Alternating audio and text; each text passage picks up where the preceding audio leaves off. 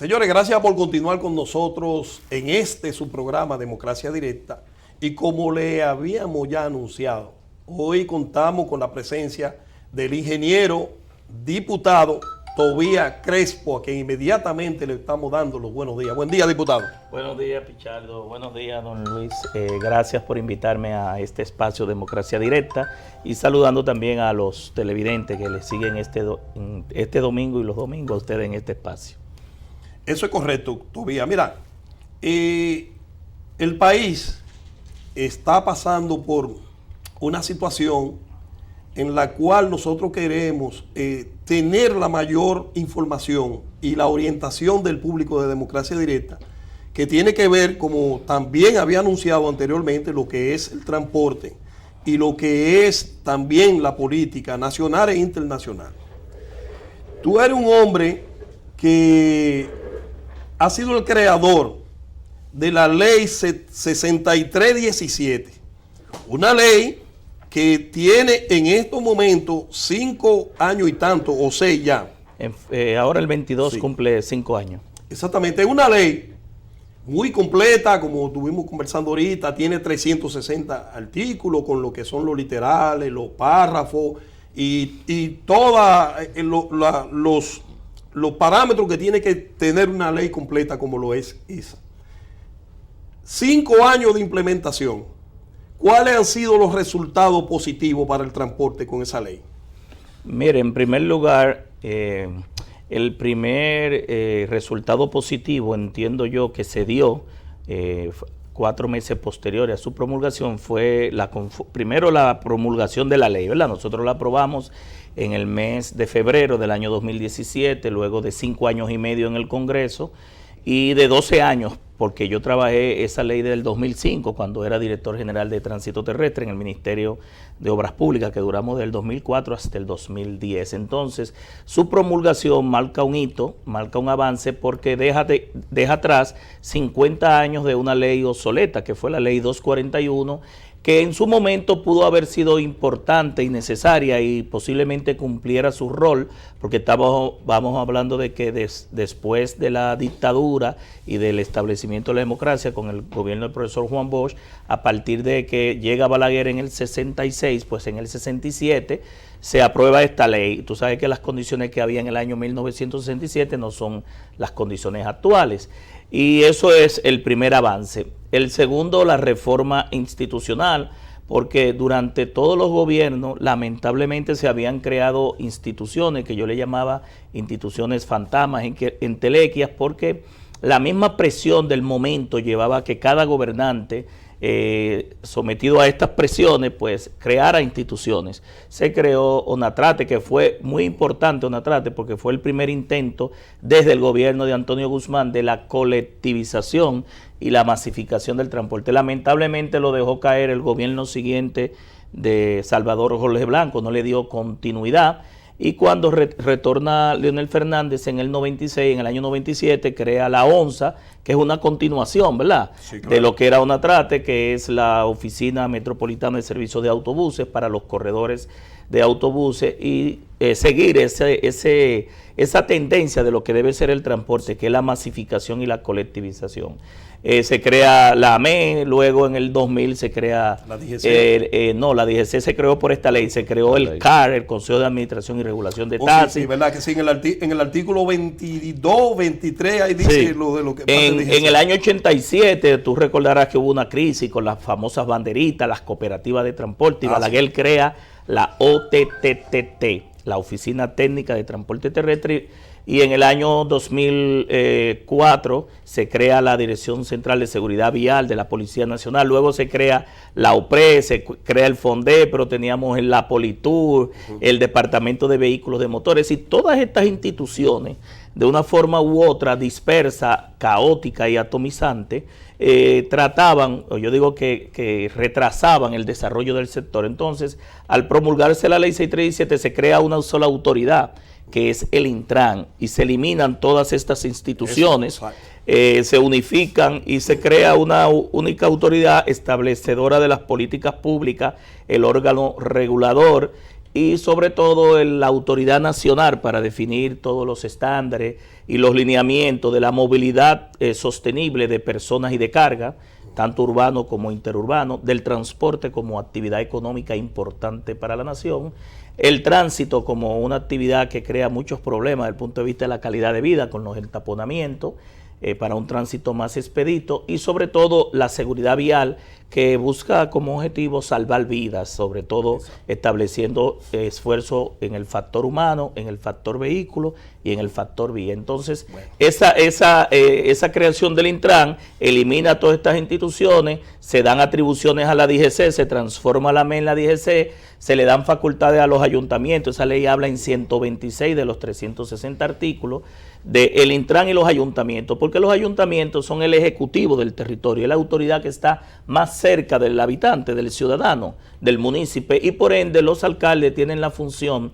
de ejecutar las políticas públicas sectorial locales. En ese sentido tienen que instalar semáforos, señalización horizontal y vertical, rotulación de las vías, el mantenimiento de los semáforos, reordenamiento vial, los cambios de sentido, coordinar con el Intran todo lo que tiene que ver la política con nacional. Es decir, que eso es una ley que... Una ley muy completa. Es muy completa. Yo le tuve Actualmente, sí, usted está participando en una mesa temática para la modernización y aplicar las leyes del transporte. ¿En qué está eso? ¿Quiénes están participando? Bueno, el presidente de la República, Luis Abinader, convocó a todo el país a través del Consejo Económico y Social a debatir 12 grandes temas que después se ampliaron.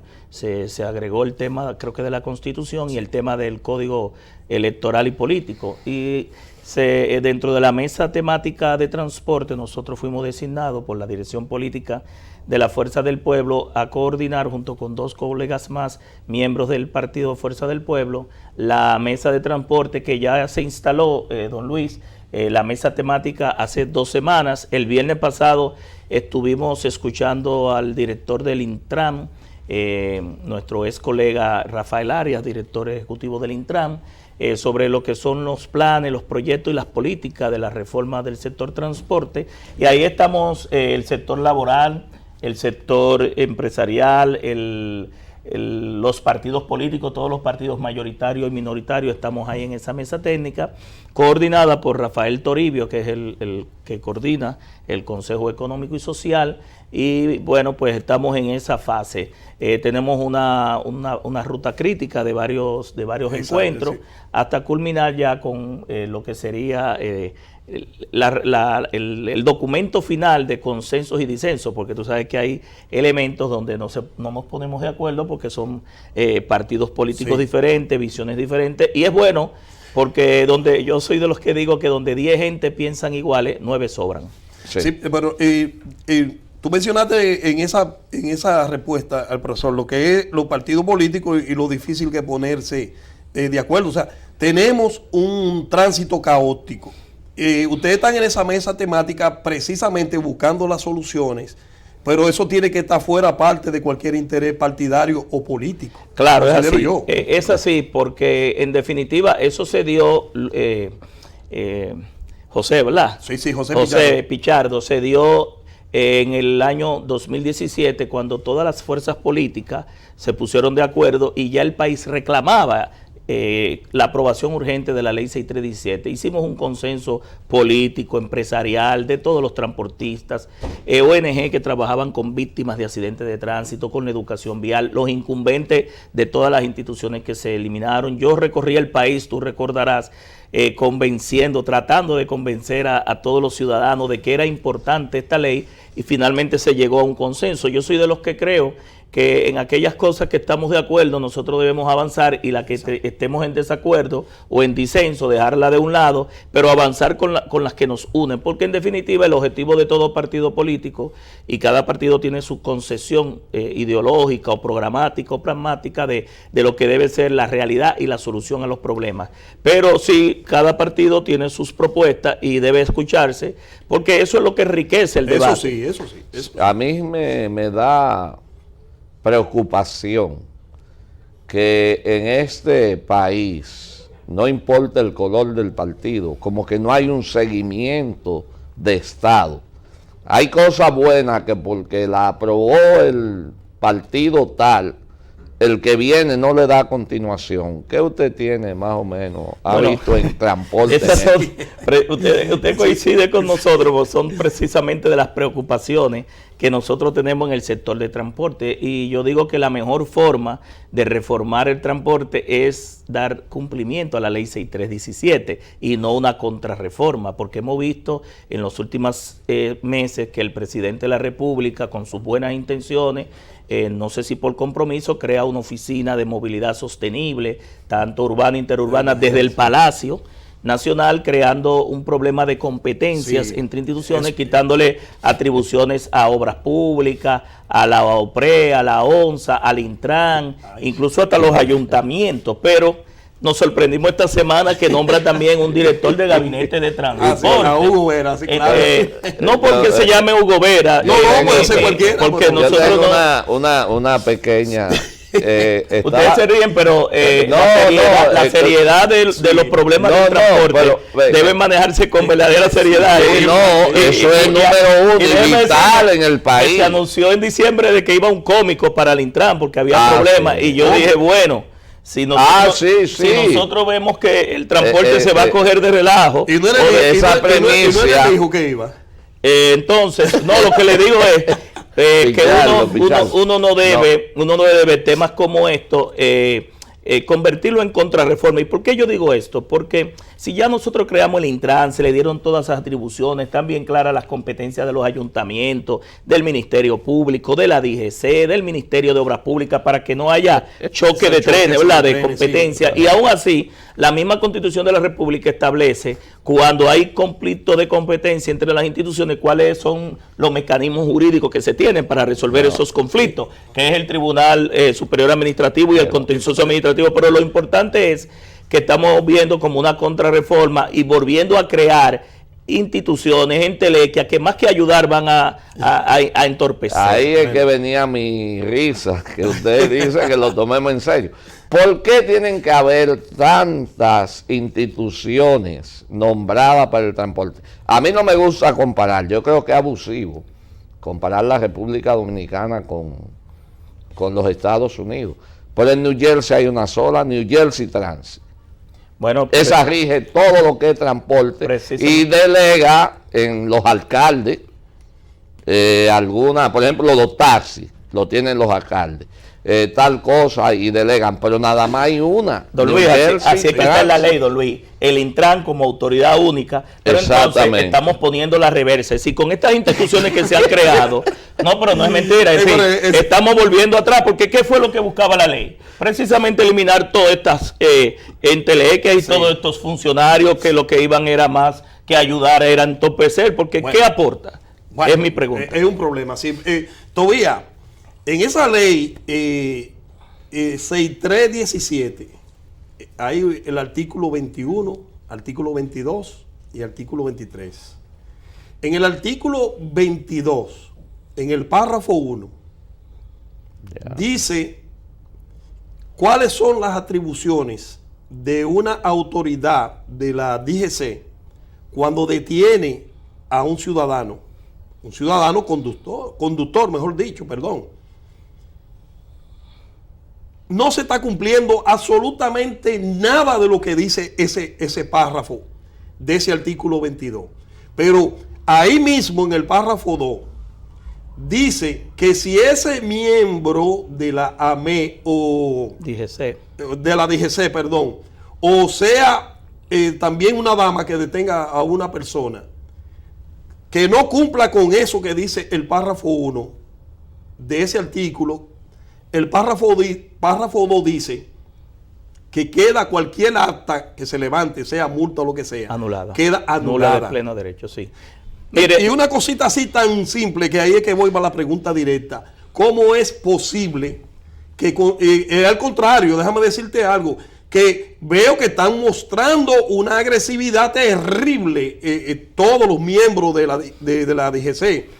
Y ahí mismo, vaya, para concluir con la parte de lo que es el transporte, sí, digo de mi parte, la ciclovía, ¿Tú estás de acuerdo o no con eso?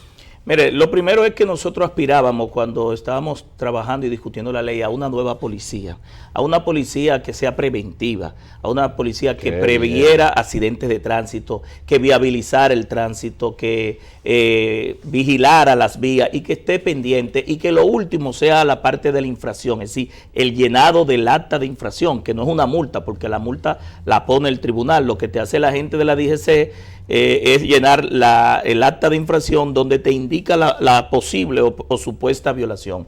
Eso se agregó a que los agentes de la DGC fueran formados de nuevo, es decir, que volvieran a la Academia de Atillo, volvieran a tomar no solamente esta ley 6317, sino temas de deberes y derechos de la Constitución de la República, de los derechos humanos, del protocolo del debido abordaje a los ciudadanos. Y no queremos ver, o no queríamos ver, Pichardo, eso que nosotros vemos en la vía, los agentes cayéndose a tiro, a palo, a piedra, a pistola con los ciudadanos, porque muchas veces los ciudadanos, con todas las preocupaciones y los problemas que tienen, actúan con violencia y hace que la gente lo tenga que someter al orden. Pero cuando es al revés, que es la autoridad que utiliza la violencia, provoca que el ciudadano le responda con violencia. Entonces, nosotros lo que queríamos ver es esa policía vestido de la ley, de la verdadera autoridad, y que entonces también se investigaran, y por eso se creó en la ley 6317 las unidades técnicas de investigación de accidentes de tránsito, que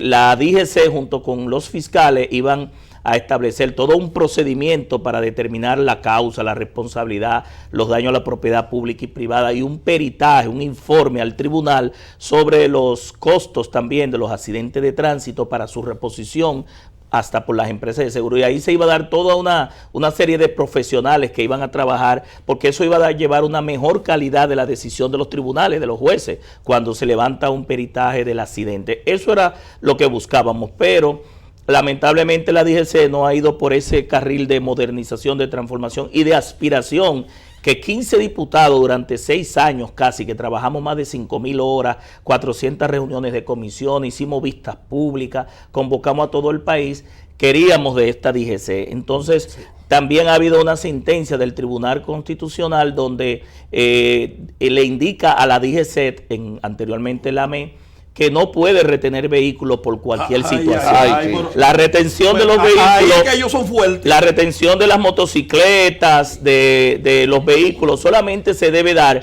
por las condiciones que establece la ley, porque cuando tú retienes el vehículo, viola 2 derechos fundamentales mínimos: el derecho al libre tránsito y el derecho a la propiedad privada.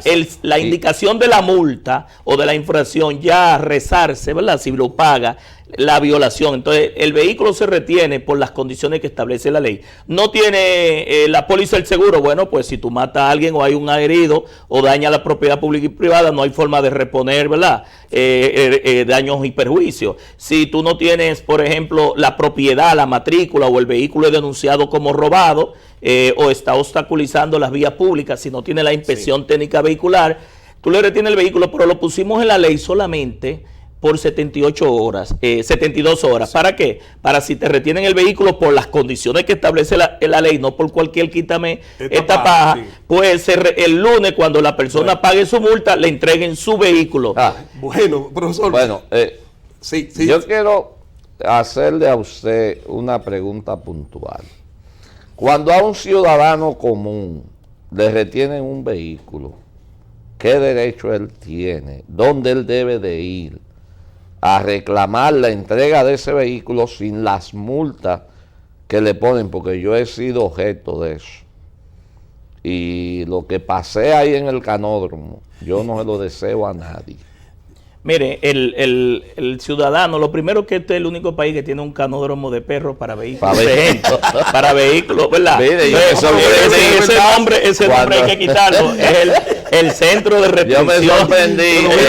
¿De dónde está mi vehículo? Vaya al canódromo. No, debe ser el centro de retención.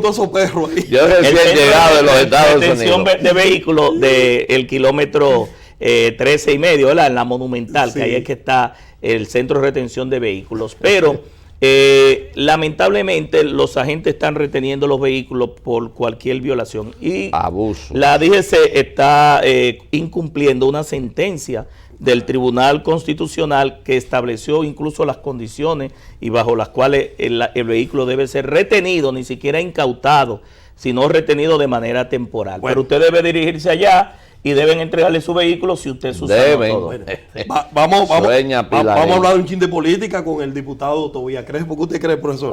Por eso es lo que yo estoy esperando. Me gusta el transporte, sí, porque para mí es un deseo que algún día aquí se cree conciencia con el transporte.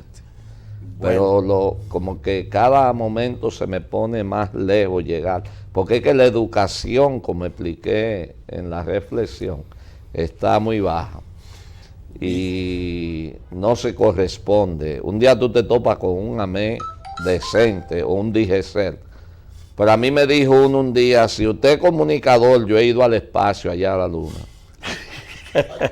Porque yo andaba buscando a mi esposa y yo le dije, pero ella viene ahí. Ay, mira, mi hijo, yo soy comunicador y vengo del programa. Si usted es comunicador, yo he ido a la luna también, no se preocupe. Como la muchachita, qué bella sí. Te ve. Usted es muy bella. Pero está bien. ¿No? Mira, tenemos pocos minutos, Tobías. Hay un par de temas que yo quiero ver en síntesis. No, pero si quedan poco, coge uno. En síntesis, ¿cómo tratamos este tema? Mira, unas declaraciones que tú diste y tiene que ver prácticamente con lo que es el tránsito y con lo que el gobierno quiere hacer con el fideicomiso de la revista de los vehículos. Creo que fue así, sí. No sé si estoy fuera de contexto. Pero realmente tú enviaste al PRM de que esperara el 2024 para que se presentara a esas elecciones como un partido fideicomiso. ¿Qué es eso?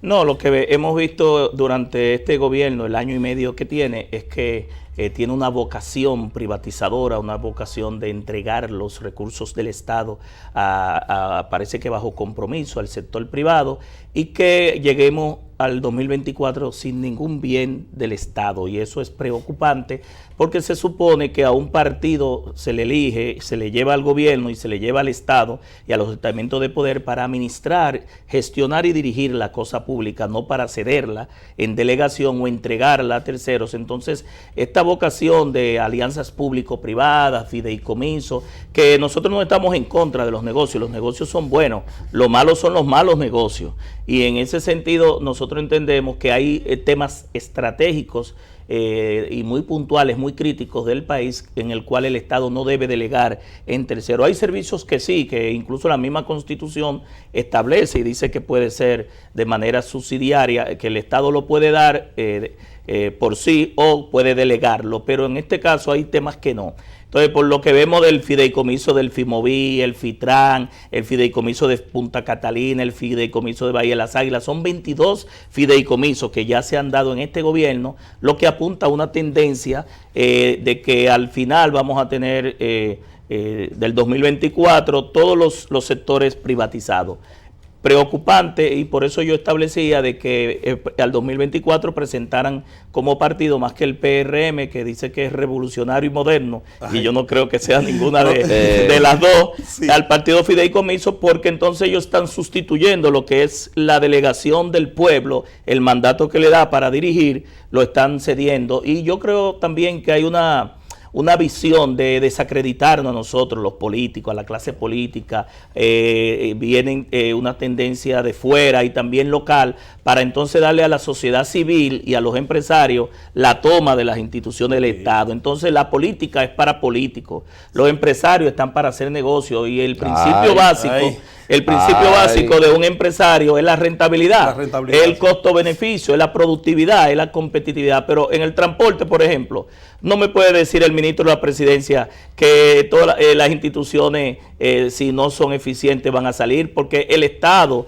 desde el punto de vista del transporte, el transporte tiene un componente social, aparte de rentabilidad y empresarial, porque es verdad que el 90% del servicio de transporte es privado, sí. Lo dan entes privados, pero el Estado debe entrar de manera con el brazo regulador. Señor diputado, usted con esas declaraciones en una peña que yo asisto, si no hago esta pregunta, me van a crucificar. Ellos parte del pueblo me dicen que cómo usted da esas declaraciones si en el año 1997-2000 privatizaron todas las empresas del Estado.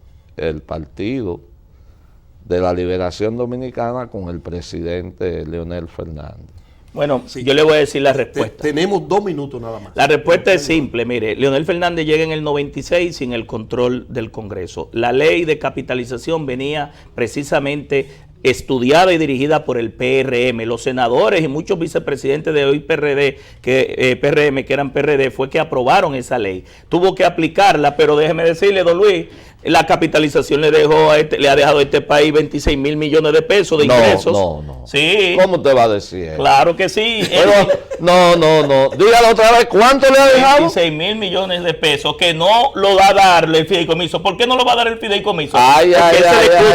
Porque, Domingo, apunta eso. no, mire, en el fideicomiso de Punta Catalina, el Estado le da la planta de 3,000 y pico de millones de dólares. Le da un muelle, le da una planta de tratamiento, le da terreno, le da vehículos, le da el edificio de la CDE y el empresario no pone un peso. Así que en vez de capitalización o privatización es un regalo. Es un regalo. Es un regalo, para no decir otros términos que de manera penal tienen sus responsabilidades. Exacto. Pero es un regalo para no decir el otro término. Es decir, lo que querían con Punta Catalina era llevársela. Y la regalaron, pero estaban No. creyendo. El diputado todavía tiene que venir comenzando el programa para que sea de 1 hora la entrevista. No, porque en la capitalización el empresario ponía el 49% y el Estado el 51%. El 51, ¿verdad? ¿Entendió? Pero aquí fue un regalo. Cojan libreta y lápiz. Dígale que fue un regalo. Y anoten, Llegamos, Que lamentablemente. esos cinco personajes al cual le dieron Punta Catalina, Un segundo. si puso $1, uno de ellos de los 5. No, ¿un dólar? No puso ningún dólar. Ni uno. Ni uno, es un regalo. Señores, lamentablemente el tiempo se acabó y no están por llevar del aire. Profesor, el tiempo como que dura poco. ¿Y qué sucede? No, Y que no me lleve la peña porque como yo respondo se acaba el tiempo. No, me la termina. Los merengues buenos duran poco. ¿Y qué pasa con este programa? Bueno, dígalo usted. Bueno, que este programa es un merengue bueno y por eso el tiempo se acabó. Señores, pasen buen día y la próxima semana estaremos aquí dándole las gracias al diputado Tobías Crespo por esta formidable participación y se lo agradecemos profundamente. Gracias Pasen a buenos ustedes. días.